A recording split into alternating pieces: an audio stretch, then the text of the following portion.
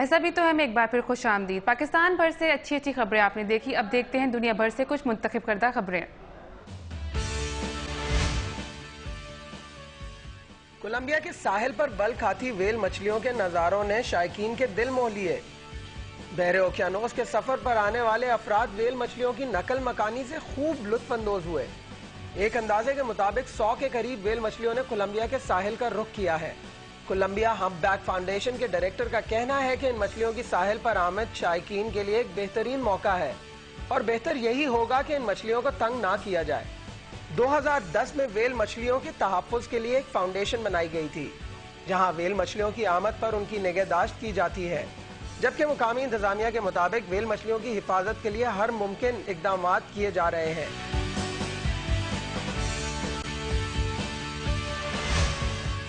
Los Angeles میں ایک شوہر نے اپنی بیوی سے محبت کا اظہار انوکھے انداز میں کیا۔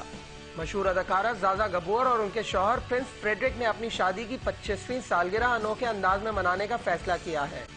پرنس فریڈرک نے لاس اینجلس کے سن سیٹ بولیوارڈ میں ایک 44 فیٹ طویل بل بورڈ کرائے پر حاصل کیا اور اسے اپنی اور اپنی رفیق حیات کی تصاویر سے مزین کیا۔ اطلاعات کے مطابق عوام سے ان کی شادی کی سالگرہ منانے کی درخواست والے اس بل بورڈ کا ایک ماہ کرایہ $68,000 ادا کیا گیا ہے۔ 94 سالہ اداکارہ زازا گبور اور ان کے شوہر پرنس فریڈرک کی شادی کی سالگرہ 14 اگست کو منائی جائے گی۔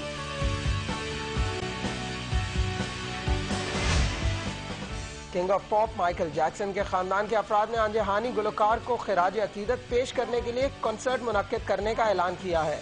کنسرٹ کا انعقاد 8 اکتوبر کو کارڈف میں کیا جائے گا، تاہم اس میں شرکت کرنے والے فنکاروں کے ناموں کا اعلان نہیں کیا گیا ہے۔ کنسرٹ سیٹلائٹ کے ذریعے براہ راست ٹی وی اور سینما گھروں میں بھی نشر کیا جائے گا۔ مائیکل جیکسن کی والدہ کیتھرین جیکسن نے بیورلی ہلز میں پریس کانفرنس سے خطاب کرتے ہوئے کہا کہ وہ کنسرٹ کے انعقاد پر بے انتہا خوش ہے۔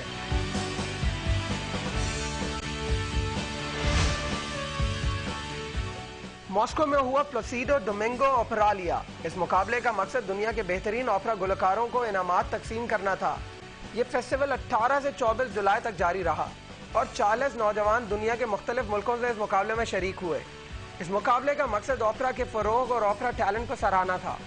اس مقابلے میں امریکہ سے تعلق رکھنے والی رینی بابرا اور ساؤتھ افریقہ کی پریٹی اینڈی کو $30,000 کے انعام سے نوازا گیا۔ اوپرالیا اس سے پہلے پیرس، ٹوکیو، لاس اینجلس میں بھی منعقد ہو چکا ہے اور ماسکو میں اس کا انعقاد پہلی بار کیا گیا۔ آج کے پروگرام میں اتنا ہی۔ میں ہوں لیلا خالد۔ اب اپنی قیمتی رائے سے ہمیں آگاہ کر سکتے ہیں abth@dawnnews.tv پر۔